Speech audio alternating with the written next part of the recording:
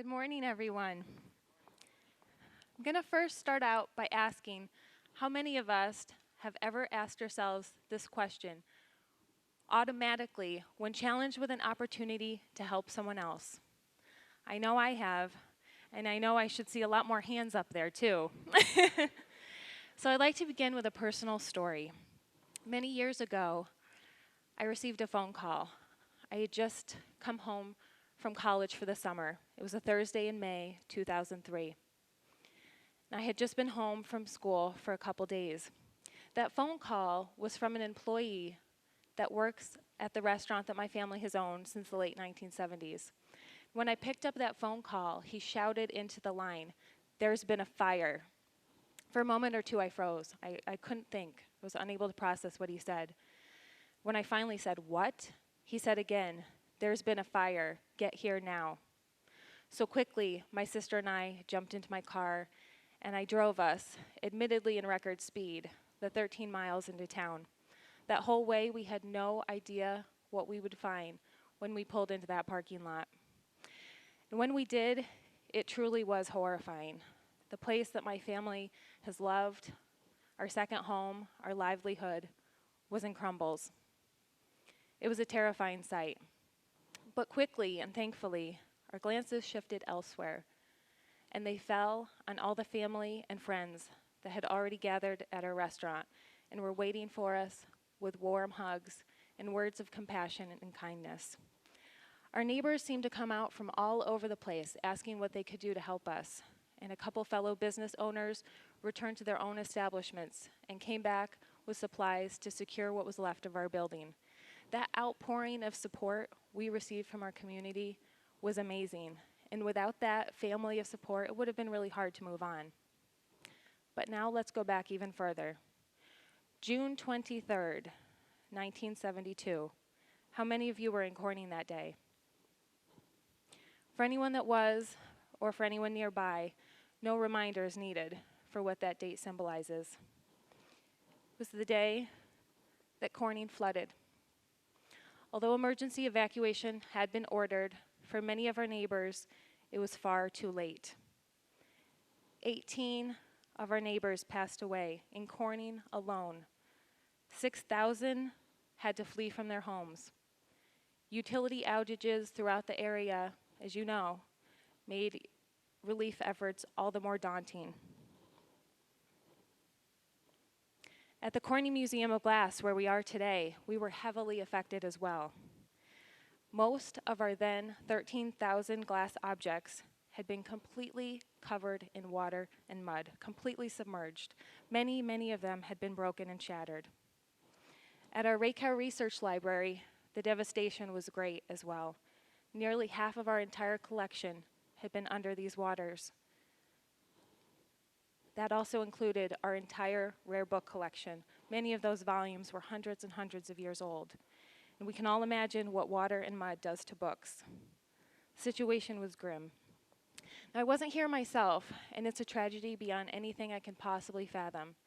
It would be like pulling into that parking lot that day and seeing not only my family's restaurant devastated, but the homes and the buildings and the other businesses for blocks and blocks and blocks and blocks devastated as well. Except worse, I probably wouldn't have even been able to get to our restaurant that day in the first place, right? And all the people that came out to support my family, they would have had their own tragedies to deal with. So how on earth does a community with such widespread devastation possibly begin to put the pieces back together? But I believe the answer to that largely is through kinship. When I first thought of that word, I immediately flashed back to my college anthropology class, and I thought about blood ties. And sure, that's part of the equation, but it's only part. The definition I like is this: the broad term for all relationships that people are born into or create. To me, that means that we don't have to be genetically related to feel like family, to feel connected and united. That's exactly what happened to Corning in 1972. People truly came from all over the place. Some people brought food, other people sent cleaning supplies, other people showed up with their very own muscle, eager to pitch in and ready to help wherever help was needed. Some people opened up their very own homes to flood victims, and even some of those victims' pets. The outpouring of support that Corning felt in the aftermath of the flood was very much like what my family felt in the aftermath of our fire, except on a much, much bigger, grander scale. At the Corning Museum of Glass, remarkably, we were able to reopen our doors to the public in 6 short weeks on August 1st of '72. But we could never have done that without massive amounts of help from so many other people.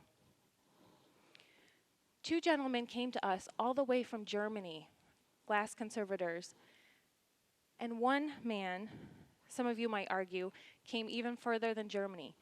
He came out of retirement, and he stayed with us for a whole year. He repaired 61 of our most treasured possessions here at the museum. We also received massive amounts of help at our library as well, and by 1976, nearly our entire collection had been restored to pre-flood conditions, a feat that never would have been imaginable without the help from so many other people. I'd like to share a more recent example of this phenomenon of people reaching out to people, perfect strangers, but nonetheless, human brothers and sisters. It was September 2005, shortly after Hurricane Katrina, as you all know.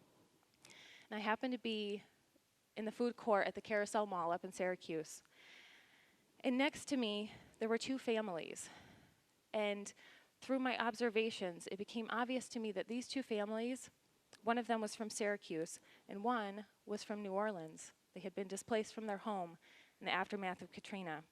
These 2 families that were sitting next to me, taking up 3 or 4 or 5 tables around me, had been perfect strangers. Now, they found themselves living under the very same roof. That one family had opened up their own home to help the homeless people in the aftermath of Katrina. I know that that same spirit of generosity is felt worldwide, and thankfully I've already seen it in the aftermath of Sandy. So who remembers that question I asked in the beginning? What's in it for me? It seems like some people don't know that question. It's not part of their vocabularies, and it certainly didn't seem to be part of many people's vocabularies in Corning in '72. Instead, the popular sentiment of the day was this: I'm here to help. What can I do for you? I'd like to share a beautiful example of that. The Gaffer newspaper had published an article in August of that same year about a woman who had lost nearly everything in the flood. When she was finally able to return to work, she received a phone call. The phone call was from a man who had been trying to call for quite some time and was clearly unable to get through to anyone. He had no knowledge of the flood at all. When she answered the phone, she apologetically explained what had happened to her town, to her workplace, to herself. And shortly after that phone call, she received an envelope in the mail. In that envelope was a letter, and with that letter was a check made out to her personally for $200. I'd like to read to you that letter. Please accept the enclosed check as my way of thanking God for his blessings to my family. I only regret that it is so small compared to your loss. We will remember you in our prayers and hope you are soon back on your feet. Hug those kids for me. Still gives me goosebumps. Most of my family went through the flood in one capacity or another. In fact, my grandparents, my mom, and my uncles spent much of that summer in a camper in their yard just blocks away from where we all sit today. This is a picture of my grandparents' house. And if you can see that car, that's my grandmother, near the hood of it. And from what I understand, she's laying out photographs to dry in the sun. Photographs that she was able to salvage. It's certainly no surprise that my mom, having gone through that, has always insisted on keeping 2 duplicate family photo albums of everything in 2 locations 20 miles apart because she knows what it's like to lose almost everything. So I'd like to remind us all of the theme for today's event. It connects us. What united Corning in the aftermath of Tropical Storm Agnes was the shared brotherhood of compassion and kindness, truly a kinship. And what better synonym for kinship is there than connection?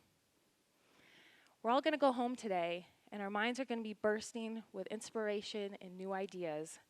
And one thing that I'd like to ask us all to do, the next time we're challenged with an opportunity to help someone else, instead of automatically turning that question on, what's in it for me? What's in it for me? Try to do this. Try to replace it with, I'm here to help. What can I do for you? I guarantee it's going to be contagious. It's going to spread. It's going to catch on. And I guarantee that as a result, there'll be so much in it for all of us. After all, thank you so much.